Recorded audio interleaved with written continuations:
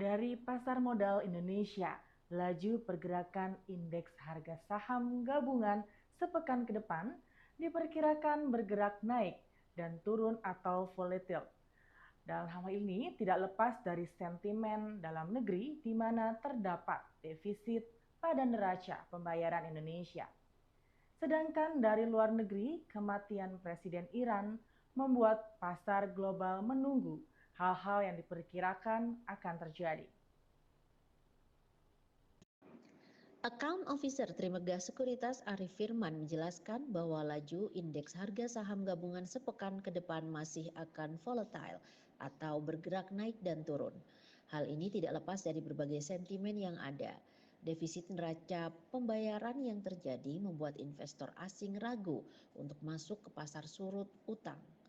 Arif melihat keraguan investor asing ini akan berdampak pada gerak IHSG.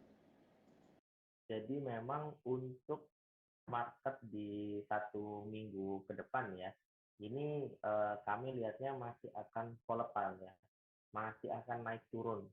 Jadi nggak akan sustain naik. Kenapa? Kalau kita amati ya, itu dari pasar obligasinya dulu Mas. Di pasar obligasi ini ternyata asing masih outflow ya, masih keluar dari Indonesia.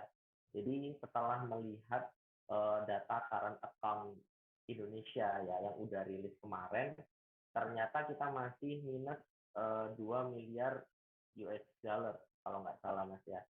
Jadi itu juga yang bikin asing itu nggak pede pegang surat berharga atau surat utang yang ada di Indonesia, akhirnya mereka outflow. Dan juga ada beberapa faktor, contohnya ketidakpastian di global ya Mas ya. Ini kan baru-baru ini juga kita melihat Iran juga presidennya meninggal ya.